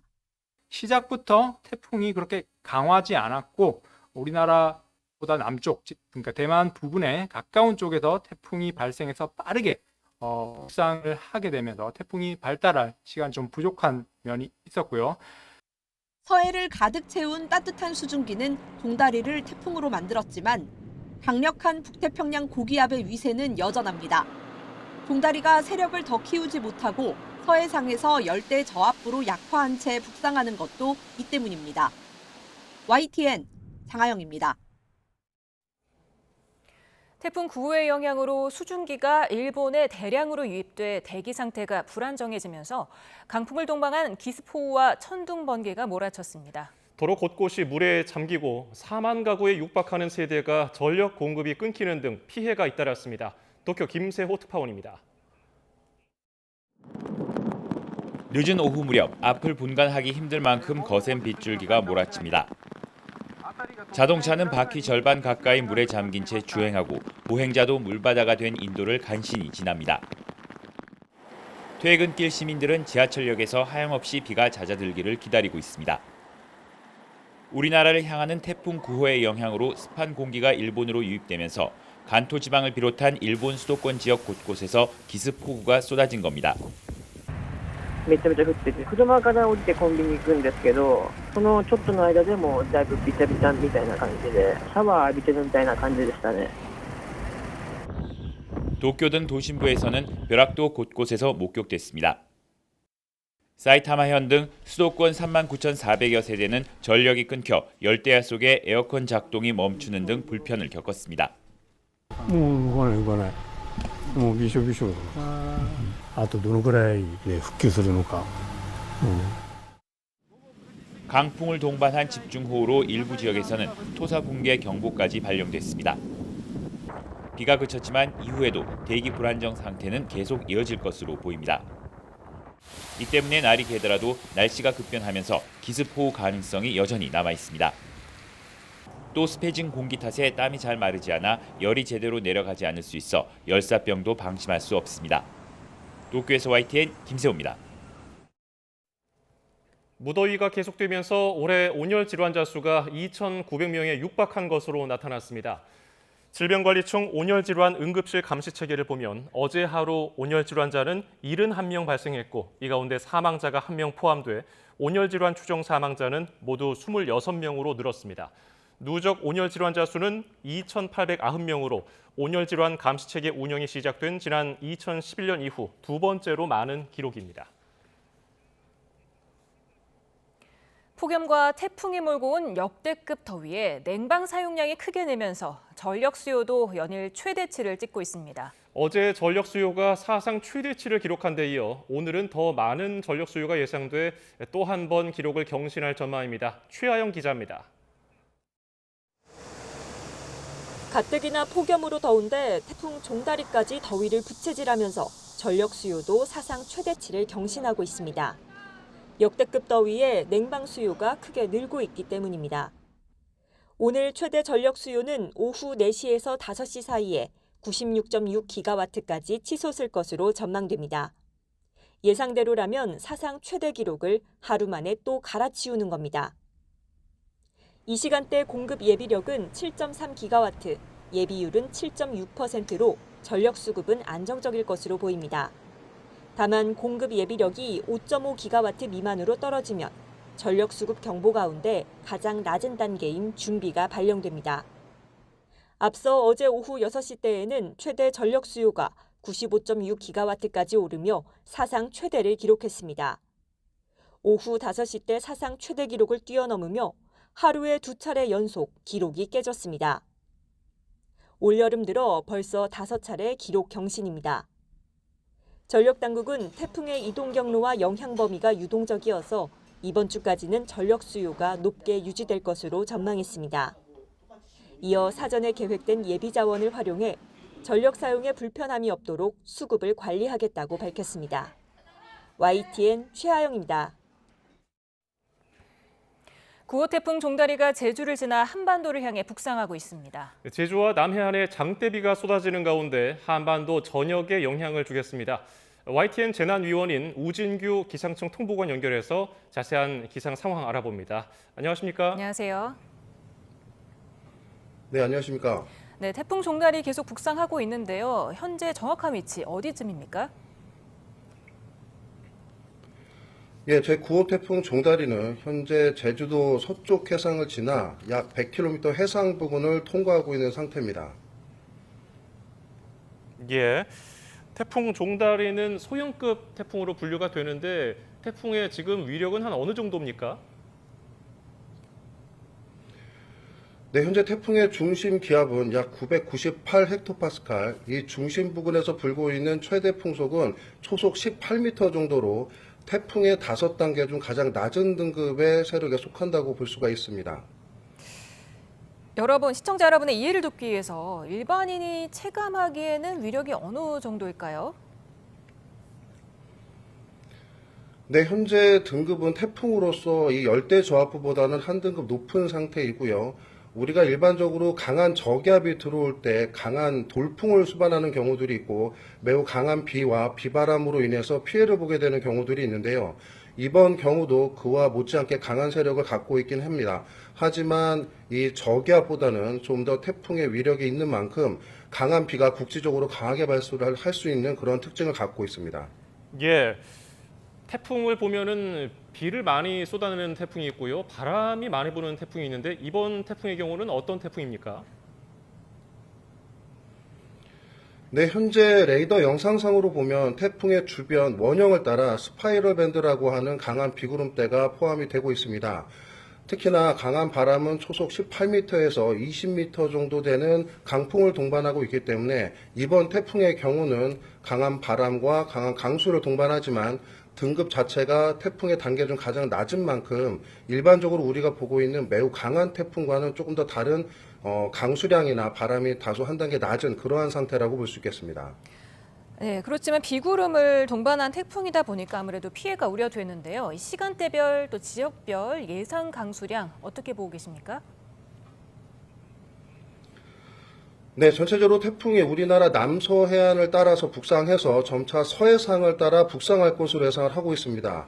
그에 따라서 우리나라 전라권을 비롯한 남부지방부터 충청도, 수도권을 따라서 오늘 밤에서 내일 오전까지 순차적으로 강한 비를 뿌릴 것으로 예상이 됩니다. 최고 많은 비는 남부지방을 중심으로 최대 100mm, 중부지방을 중심으로도 지역에 따라서 최대 80mm 정도의 비가 예상이 되고요. 전체적으로 시간당 30에서 50mm가량의 매우 강한 비가 내리는 경우도 있을 것으로 보여 간밤에 주의가 필요합니다. 예, 무엇보다 관심은 태풍의 진로인데요. 어느 쪽으로 지나갈 것으로 전망되고 있습니까? 네, 현재 태풍이 북상하고 있는 경로를 중심으로 그 오른쪽에 북태평양 고기압 세력이 다시 확장을 하는 단계에 있습니다. 때문에 태풍은 현재 경로에서 조금 더 서쪽으로 이동하거나 동쪽으로 이동하기보다는 그대로 북상할 가능성이 높아 보이고요. 이후에 내일 새벽 정도가 되면 이 강한 태풍은 점차 열대저하부로 약화될 것으로 보이며 이후부터 점차 우리나라 수도권을 통해 우리나라 동쪽에 있는 강원도 쪽으로 이동해 나가면서 점차 약해질 것으로 보입니다. 때문에 태풍의 세력을 유지하는 기간은 내일 자정 전후, 그럴 때는 충청도권까지 이를 것으로 예상이 되고요. 이후에 수도권 쪽으로 향할 때는 점차 열대저하부로 약화될 것으로 보고 있습니다. 이 열대저압부로 소멸될 거다 이런 예측이 많던데요. 태풍과 열대저압부 어떻게 다른 건지 쉽게 설명 부탁드립니다. 네, 소위 저위도에서 발생하는 열대 요란에서 중심에서 체계적인 소용돌이가 발달할 경우 우리는 이를 열대저압부라고 합니다. 특히나 이러한 소용돌이 내부에 초속 17m 이상의 강한 강풍대를 수반하게 될 경우 이때 우리는 이 소용돌이를 태풍이라고 지칭하게 되는데요. 현재 이 태풍은 이러한 초속 17m를 간신히 넘는 그 경계에서 TD와 즉 열대저압부와 태풍의 그 변하는 단계에서 갓 넘은 그러한 태풍이라고 보시면 되겠습니다. 예, 열대저압부가 한반도를 관통한다면은 비라든지 바람에 대한 위험성은 어느 정도입니까? 네, 태풍이 강한 수증기를 몰고 오고 이후에 열대저압부로 약화된다고는 하지만 많은 양의 수증기를 포함하고 있습니다. 특히나 이 소용돌이의 우측 반원에 우리나라가 포함되기 때문에 경우에 따라 강한 국지성 강수, 강한 강수를 동반할 가능성이 높은데요. 이로 인해서 앞서 말씀드렸다시피 이 충청도, 수도권을 중심으로 순차적으로 시간당 30에서 50mm가량의 많은 비가 내릴 가능성이 있고요. 특히나 내일 새벽부터 오전 사이는 이 열대저압부로 변하는 태풍이 수도권을 지나 동해안을 지나는 우리나라 중북부 지방을 관통하는 형태가 되기 때문에 이에 동반된 강한 비구름대의 영향을 받는 시기가 있을 것으로 보여 주의가 필요합니다. 네, 태풍으로 인한 피해 없어야 할 텐데 특히 주의해야 할 점을 알려주신다면요? 네, 이와 같이 태풍이 우리나라로 향하는 경우에는 아무리 약하다 하더라도 순간적으로 강한 국지성 돌풍이 불 가능성이 높습니다. 때문에 간밤에는 야외 출입을 자제해 주시고 강한 강풍에 야외 시설물이 날려 2차적인 피해를 불러일으킬 가능성도 있습니다.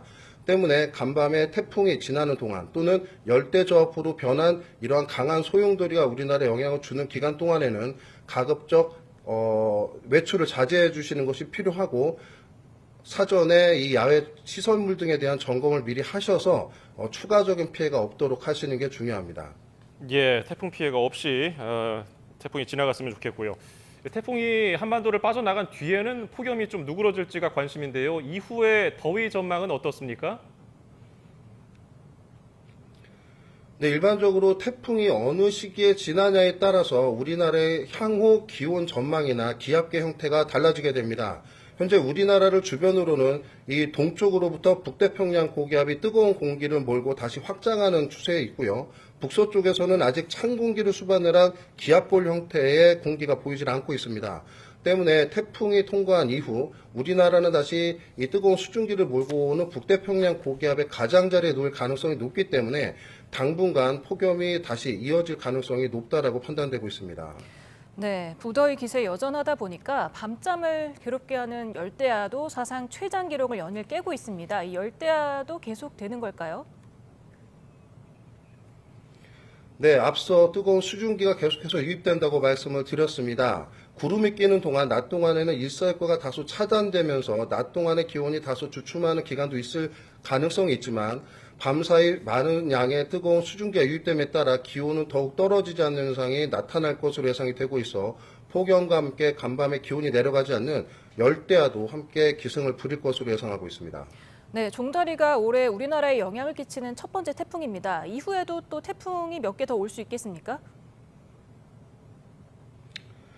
네, 앞으로 태풍이 얼마나 더 발달할지 그중에 우리나라에 얼마나 또 영향을 줄지에 대해서는 그때 성선되는 종강 기압계 상태가 매우 중요합니다.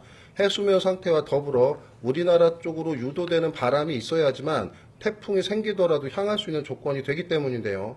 때문에 아직까지 추가적인 태풍의 발생 여부 그리고 우리나라를 얼마나 더 향할지는 앞으로의 기압계 상황 그리고 그때 열대 요란이 얼마나 더 강해질지에 대해서 달라지기 때문에 그에 대한 상세한 분석을 통해서 앞으로 태풍 영향 가능성이 있을 경우 조기에 정보를 드려 주의를 하도록 대비하도록 하겠습니다. 예, 고태풍 종다리 관련해서 도움 말씀에 YTN 재난위원인 우진규 기상청 통보관이었습니다. 통보관님 고맙습니다. 감사합니다. 감사합니다. 네. 다음 소식 전해드리겠습니다. 지난해 분당 흉기난동 사건으로 14명을 죽거나 다치게 한 혐의로 재판에 넘겨진 최원종에게 항소심에서도 무기징역이 선고됐습니다. 검찰 구형대로 사형 선고를 요구해온 유족들은 법원의 판단에 착잡한 심정을 나타냈습니다. 윤현숙 기자입니다. 수원고등법원은 살인 등의 혐의로 기소된 최원종에 대한 항소심에서 원심과 같이 무기징역을 선고했습니다. 재판부는 원심이 최원종을 사회로부터 완전히 격리하고 자유가 박탈된 수감 생활을 통해 재범을 방지하고자 사형 외에 가장 무거운 형벌인 무기징역을 선고했다며 항소심 재판부가 숙고에 내린 결론도 이와 같다고 설명했습니다. 항소심 재판부는 최원종의 심신 미약 상태를 인정하면서도 이를 감형 사유로 받아들이지 않은 원심 판단을 유지했습니다. 1심에 불복해 항소한 최원종 측은 중증 조현병으로 인한 범행이라며 형사적 책임이 없다고 주장해왔습니다. 검찰의 사형 구형에 대해 재판부는 다른 유사 사건의 양형과 형평성을 고려하지 않을 수 없다며 사형에 대해 신중한 태도를 견지했습니다. 이 사건이 굉장히 잔인한 범죄고 피해자들도 많았지만 이제 법원에서는 사형은 그러니까 여러 번에 걸친 우리가 흔히 이제 개념적으로 말하면 연쇄살인 경우 정도가 아니면 지금 선고가 안 되는 상황에는 있습니다. 최원종은 지난해 8월 경기 성남시 서현역 근처에서 차를 인도로 돌진시켜 5명을 들이받고 이후 백화점으로 들어가 시민 9명에게 무차별적으로 흉기를 휘둘렀습니다. 당시 차에 치인 여성 2명이 병원으로 옮겨져 치료를 받았지만 숨지는 등 해당 사건으로 모두 14명의 사상자가 발생했습니다. 재판부는 선고에 앞서 참혹한 사건으로 희생된 고인의 명복을 빌며 유족과 생존 피해자에게 위로를 전했습니다. 강한 처벌을 요구해온 피해자 유족은 2심 판결에 실망을 나타내며 대법원의 최종 판단을 구하겠다고 밝혔습니다. YTN 윤현숙입니다. 처음 본 여성을 따라 아파트 승강기에 탄 뒤 흉기를 휘둘러 다치게 한 남성이 경찰에 붙잡혔습니다. 20대 남성 A씨는 어제 오후 2시 반쯤 경기 파주시 야당동에서 40대 여성 B씨를 따라 아파트 승강기에 탄 뒤 가방에 숨겨둔 흉기를 꺼내 휘두른 혐의를 받습니다. B씨는 병원으로 옮겨져 치료를 받고 퇴원했는데 A씨와는 처음 본 사이인 것으로 알려졌습니다. 지난달 서울 시청역 일대에서 14명의 사상자를 낸 사고로 구속된 60대 운전자가 재판에 넘겨졌습니다. 검찰은 과학수사기법을 활용해 운전자가 브레이크 대신 가속 페달을 밟았던 것을 더 명확히 확인했다고 강조했습니다. 신지원 기자가 보도합니다. 서울 도심 한복판에서 14명의 사상자를 낸 시청역 역주행 사고. 당시 승진 회식을 마치고 귀가하던 금융회사 직원 등 9명이 숨지고 5명이 다쳤습니다. 운전자 차모 씨는 차량 결함으로 인한 급발진이었다고 주장했지만 수사 결과는 달랐습니다. 혹시 급발진 사고라고 주장하시는 근거가 뭔가요? 죄송합니다. 돌아가신 분과 유족분께 대단히 죄송합니다. 죄송합니다. 신발에 엑셀 자국 남아있었는데 어떻게 생각하십니까? 모르겠어요. 죄송. 사고 당시 브레이크를 밟았지만 제동 장치가 작동하지 않았다는 주장과 달리 차 씨가 신었던 신발 바닥 흔적이 제동 장치가 아닌 가속 페달 자국과 일치한 겁니다. 검찰은 국립과학수사연구원에 직접 차량 감식을 의뢰해 운전자의 과실 정황을 더욱 명확히 했습니다. 국과수 실험 결과 브레이크가 고장난 상황에서도 제동 등에는 불이 들어오는 것으로 확인됐는데 사고 당시 차 씨의 승용차는 멈추기 전까지 한 번도 제동등이 켜지지 않았던 겁니다. 검찰은 차 씨가 브레이크와 가속 페달을 혼동해 사고를 낸 것으로 결론짓고 재판에 넘겼습니다. 차 씨에게 적용된 혐의는 교통사고처리법상 과실치사상으로 법정형은 금고 5년, 경합범으로 보더라도 7년 6개월이 최대 형량입니다. 이번 사건처럼 대규모 인명피해를 초래한 경우 교통사고특례법에도 가중처벌을 적용할 필요가 있다는 지적도 나옵니다. 법정형 범위 내에서 양형 요소를 유리하게 작용시키면 됩니다. 하지만 처음부터 5년 이하의 금고형으로 정해버리면 그 이상의 운전자의 비난 가능성이 있는 행위에 대해서는 더 처벌하지 못하는 문제가 있습니다. 과학수사를 통해 운전자 과실 정황이 여럿 확인된 가운데 차 씨 측이 향후 재판에서도 차량 결함을 주장할지 관심입니다. YTN 신지원입니다. 한여름에 길을 잃은 4살 여자아이가 경찰과 시민의 도움으로 무사히 가족품으로 돌아간 사연이 뒤늦게 알려졌습니다. 우여곡절 끝에 경찰차에서 상봉한 3남매는 서로 끌어안고 안도의 눈물을 흘렸습니다. 권민석 기자의 보도입니다. 분홍 원피스를 입은 꼬마아이가 다급한 발걸음으로 도움을 요청합니다. 놀러가는 오빠들을 따라 나섰다 길을 잃었다며 안쓰럽게 눈물을 훔칩니다. 두 시민이 음료수를 사주고 4살 아이를 진정시키는 사이 편의점 직원은 지체 없이 112에 신고합니다. 경찰은 가족에게 연락하기 위해 아이를 파출소로 데려와 지문을 확인했지만 등록돼 있지 않았습니다. 그럼에도 혼자서 멀리 걸어 나오진 못했을 거로 보고 아이를 순찰차에 태워 편의점 근방을 수색했습니다. 아기가 말을 그렇게 잘하진 않지만 그때 계속 손가락으로 저기가 집이에요, 저기예요, 저기가 집이에요, 약간 이런 식으로 그 편의점 근처에서 계속 얘기를 했었어가지고. 손을 꼭 잡은 아이가 이끄는 대로 동네 구석구석을 살폈지만 11살, 8살 오빠들은 좀처럼 보이지 않았습니다. 다시 경찰차로 주변을 순회하던 순간 갑자기 남자아이가 손을 흔들며 뛰쳐나옵니다. 잃어버린 동생을 찾아달라고 경찰을 멈춰 세운 건데 차 안에 있던 4살 아이 입에선 오빠라는 탄성이 터져나왔습니다. 그렇게 30여 분간 서로를 찾아 헤맨 3남매는 경찰차 안에서 감격스러운 상봉을 했습니다. 그때 이제 오빠가 오면서 손을 흔들고 있어가지고 딱 그 오빠인 걸 알아가지고, 그리고 또 뒤에 타고 있던 어린아이가 오빠다 막 이렇게 소리를 쳐가지고. 첫째 아이 연락을 받고 황급히 달려온 아빠는 연신 감사를 표했고 파출소에서 아이스크림을 얻어먹은 아이들도 배꼽 인사로 마음을 보탰습니다.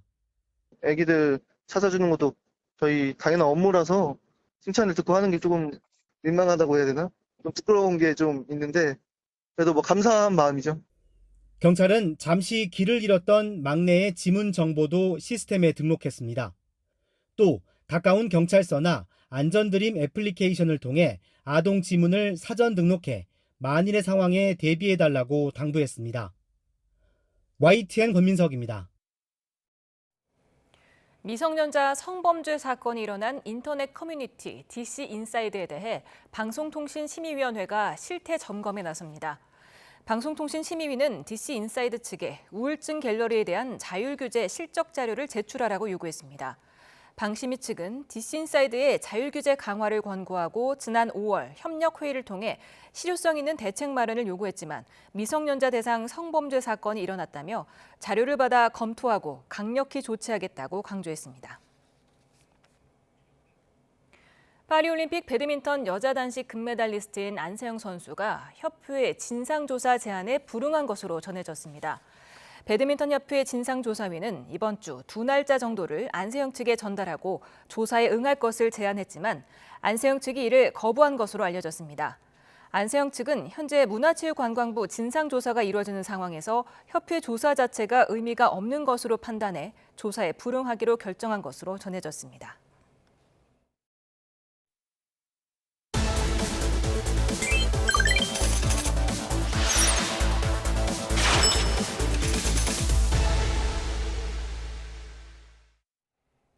뉴스플러스 오늘의 경제픽입니다. 최근 국제 금값이 사상 최고치를 기록하면서 금 투자에 대한 관심이 높아졌는데요. 국내 금값은 어떨까요? 오늘 한국금거래소에서 순금 3.75g당 한도를 사려면 45만 5천 원을 줘야 합니다. 그리고 1년 전 오늘 34만 9천 원이었으니까 1년 만에 30% 넘게 올랐죠.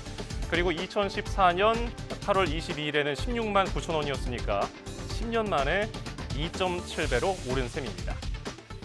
이 같은 금값 상승을 예상하고 최근 전 세계 중앙은행들에서는 2,000톤 넘는 금을 순매입했습니다. 매입량이 가장 많았던 곳은 금 보유량 세계 6위인 중국 인민은행으로 2022년 10월부터 1년 3개월 동안 300톤을 구입했습니다. 반면에 36위 한국은행은 2013년 20톤 확보 뒤에 추가 매입 없이 현재 104.4톤을 유지하고 있습니다. 투자 시점을 잡지 못하고 있는 건데요. 지난해 6월 국제 금값이 트라이온스당 1,800달러일 때 고점으로 평가를 했는데 최근에 2,500달러를 넘겼죠. 과거 국정감사에서 한국은행 금투자 평가 손실에 대한 비판도 거세게 일었던 터라 당분간 금 매입은 쉽지 않아 보입니다. 금 수익률은 어느 정도일까요? 한국은행은 1973년 이후 금투자 연평균 수익률은 7%를 밑돈다고 밝혔습니다. 미국 국채나 주식과 크게 다르지 않은 수준입니다. 중동발 전운이 높아지고 다음 달 미국 금리 인하 기대감이 고조되면서 크게 뛴 금값. 대표적인 안전자산인 금 가격은 달러화 가치가 내려가면 올라가는 경향을 띠고 있어서 당분간 금값은 고공행진을 할 것으로 보입니다. 류화롱 기자입니다. 금값이 그야말로 금값이 되고 있습니다. 올 초에 트라이온스당 2,073달러였던 국제 금 선물 가격은 가파른 상승세를 나타내다 지난 18일 장중에 사상 최고가인 2,549달러를 찍고 2,545달러로 장을 마쳤습니다. 시장에서는 미국 경기 침체 우려에다 러시아 우크라이나 전쟁과 이스라엘 이란 전쟁 가능성 등 지정학적 위험이 커지며 대표적 안전자산인 금 선호 현상이 커지고 있다고 보고 있습니다. 여기에 다음 달 미국 금리 인하 기대감이 고조되면서 금값 상승세 기울기는 더 가팔라지고 있습니다. 금값은 또 다른 안전자산인 달러화 가치와는 반대로 움직이는 경향을 띠고 있어 달러화 가치가 내려가면 금값은 오르기 마련입니다. 미 중앙은행인 연방준비제도가 다음 달 금리를 인하할 것이란 기대감이 시장에는 만연해 있습니다. Waiting for the September rate cuts, which I think are pretty much expected and priced in. So unless something happens in September, or unless, the Fed is going to give us some surprising views that they have.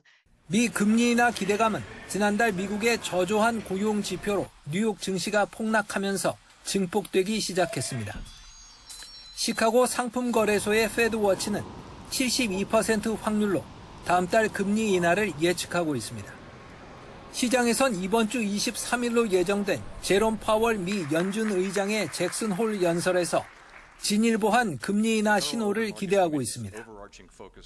미 금리 인하가 단행되면 각국의 금리 인하가 도미노 현상처럼 일어날 것으로 예상됨에 따라 당분간 금값 고공행진은 지속될 것으로 보입니다. YTN 유환홍입니다. 지난 2016년 인천에서 열렸던 튜닝 페스티벌입니다. 튜닝에 관대한 미국이나 일본과는 달리 국내에는 규제가 많아서 관련 산업이 억눌려 왔었다는 지적이 있었는데요. 정부는 지난 2013년과 2019년 규제를 완화하는 튜닝 산업 활성화 대책을 발표했습니다. 올드카 꾸미기와 자신만의 개성을 표출하는 튜닝 문화가 확산하면서 2020년에 5조 원대였던 국내 튜닝 시장은 2030년에 10조 원을 넘길 것으로 전망됩니다. 지난 2015년 자동차 튜닝 산업협회는 합법적이고 건전한 튜닝 문화 발전을 목표로 튜닝 부품 인증 제도를 도입했습니다. 소비자가 부품에 대해서 직접 승인과 검사까지 받아야 하는 불편이 해소되며 인증 부품을 장착하는 자동차 대수 계속 늘고 있습니다. 그런데 요즘에 비용이 적게 든다는 이유로 인증받지 않은 용품으로 직접 자동차 전조 등을 교체하는 경우가 많은데 주의하셔야겠습니다. 온라인에서 구매가 가능한 제품들을 조사해봤더니 밝기나 색도 등에서 기준에 부합하지 못한 제품이 많아 밤길 운전의 시야 확보가 어려울 수 있는 것으로 나타났습니다. 오동건 기자입니다. 온라인에서 쉽게 구매할 수 있는 자동차 전조등 램프입니다. 최근 비용 절감을 이유로 할로겐이나 LED 전조등으로 직접 교환하는 소비자가 늘고 있는데 시중에 판매되는 제품 20종을 조사한 결과 할로겐 램프 제품의 60%는 지나치게 어두웠고 튜닝용 LED 램프 역시 70%가 인증 기준에 미달했습니다. 전조등 램프는 빛의 밝기, 밝기의 범위, 색도 등에 따라 안전 및 인정 기준이 있는데 20개 제품 중 13개, 65%의 제품이 기준에 미치지 못한 것입니다. 전조등의 밝기나 각도나 색깔이 기준과 다를 경우에는 전방에 있는 물체로 확인이 어렵기 때문에 특히 여름철에 사고 유발이 상당히 많이 될 수 있습니다. 또 할로겐 제품은 전부 전력이 맞지 않아 과열이 발생해 최악의 상황엔 화재로 이어질 수도 있습니다. 조사 대상 10개 모두 표시 전력이 85W에서 100W로 H7 형식의 기준 전력인 55W보다 높았습니다. 기준 전력보다 높은 램프를 사용할 경우 램프의 과열로 주변 부품의 수명을 단축시키거나 뿐만 아니라 인증을 받지 못한 제품을 소비자가 모르고 설치했더라도 기준에 부합하지 않을 경우 불법 튜닝으로 형사처벌을 받을 수도 있습니다. 전조등 램프뿐만 아니라 에어컨 필터도 조사를 해봤습니다. 15,000km 탄 차량과 6만 km 탄 차량, 이렇게 눈으로만 보아도 차이가 확연히 드러났습니다. 에어컨 필터의 교체 주기는 보통 10,000km로 잡는데 이게 바로 이루어지지 않았을 경우 5,000km만 증가해도 곰팡이 2.7배, 세균이 2배 가까이 늘었고 2만 km가 넘어갔을 경우 곰팡이 수가 무려 11배 증가했습니다. 세균과 곰팡이가 증가하면 천식이나 호흡기 질병을 유발할 수 있어 각별한 주의가 필요합니다. 한국소비자원은 자동차 전조등용 램프를 교체할 때 반드시 안전기준에 부합한 제품을 구매할 것과 에어컨 필터 교체의 적정 주기를 지켜줄 것을 당부했습니다. YTN 오동건입니다. 현대차와 기아가 배터리 충전량과 화재 발생은 관계가 없다며 100% 완충해도 안전하게 운행할 수 있다고 강조했습니다. 두 회사는 참고 자료를 내고 소비자가 배터리를 완충하더라도 내부에는 추가 충전 용량이 존재한다며 소비자에게 보이는 완충 상태는 안정성이 검증된 구간에서의 충전량이라고 밝혔습니다. 산지 쌀값이 지난해 10월보다 한 가마에 4만 원 정도 떨어진 것으로 나타났습니다. 쌀값 하락세가 지속되자 정부는 다음 달 초 쌀 수확기 대책을 발표하고 완충 물량을 도입하기로 했습니다. 통계청 집계를 보면 산지 쌀값은 지난 15일 기준 20kg에 4만 4천여 원, 한 가마에 17만 7천여 원으로 10개월 연속 하락했습니다. 전북 지역 농민들이 쌀값 폭락 대책 마련을 촉구하며 논 갈아엎기 등 시위를 벌였습니다.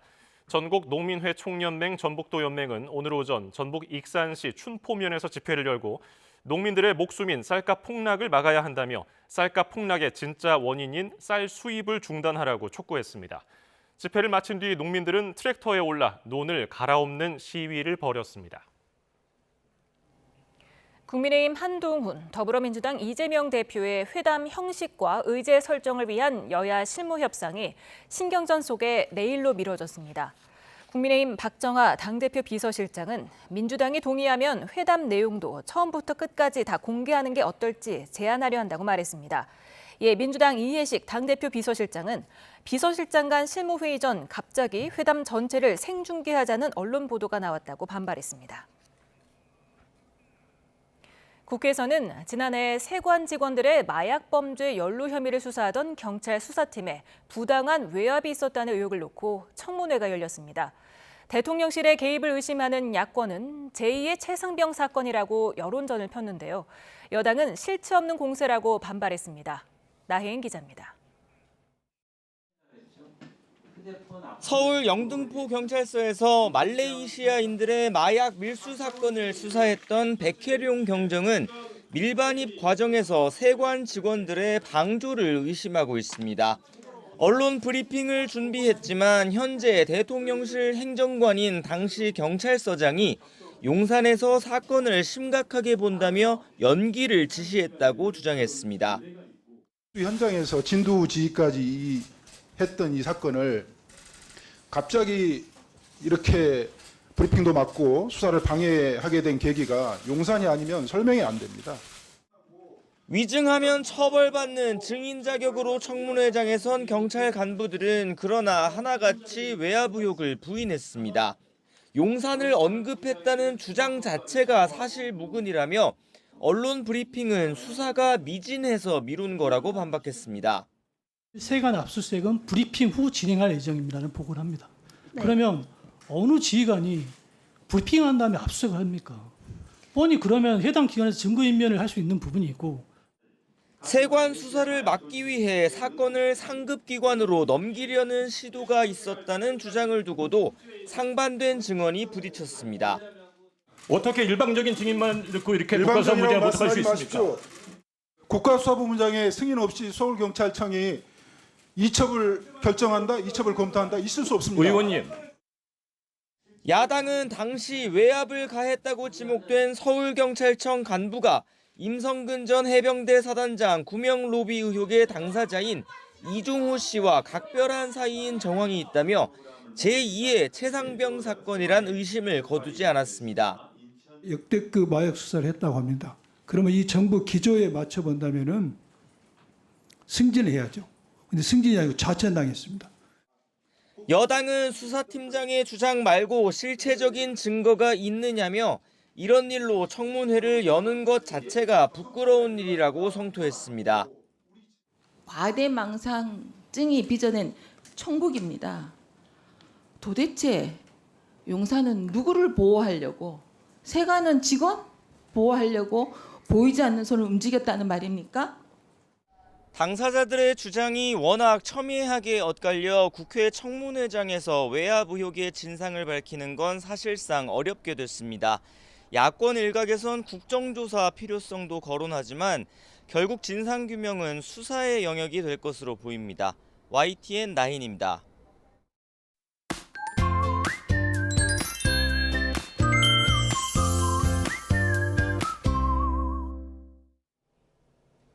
구호 태풍 종다리가 바짝 다가오고 있습니다. 앞으로 태풍은 제주도 서쪽 해상을 통과해서 남서 해안을 따라서 북상하겠고요. 내일 새벽 서산 부근 해상에서 열대저압부로 약화하겠습니다. 이후 충남 서해안에 상륙한 뒤 내륙으로 이동해서 속초 부근에서 소멸할 것으로 보입니다. 태풍의 영향권에서 남부와 제주도에는 다소 강하고 많은 비가 집중되고 있습니다. 반면 중부지방에는 아직 소나기 구름만 발달한 모습인데요. 밤사이 점차 중부지방도 열대저압부의 경로에 들겠습니다. 내일까지 수도권을 비롯한 대부분 지역에 최고 80에서 100mm 이상의 폭우가 예보됐습니다.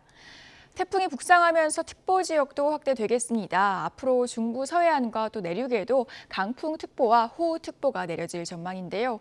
특히 태풍이 최근 접하는 시간대가 고비가 되겠습니다. 제주도에서는 오늘 밤까지, 남부에서는 내일 아침까지 시간당 최고 50mm의 강한 비에 주의해 주셔야겠고요. 중부지방에서도 밤사이 집중호우가 예상됩니다. 특히 해안가에서는 강풍이 비상인데요. 해수면이 높은 대조기에 태풍까지 겹친 만큼 해안가 접근은 삼가셔야겠습니다.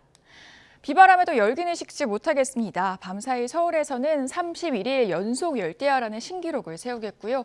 내일 낮에도 체감온도는 34도까지 치솟겠습니다. 태풍이 지난 뒤 모레에도 저기압의 영향으로 전국에 비가 이어지겠고요. 비가 그친 뒤에도 폭염과 열대야는 계속되겠습니다. 날씨였습니다. 오늘 저희가 준비한 뉴스 플러스는 여기까지입니다. 잠시 뒤 뉴스퀘어 저녁 8시 뉴스가 방송됩니다. 고맙습니다.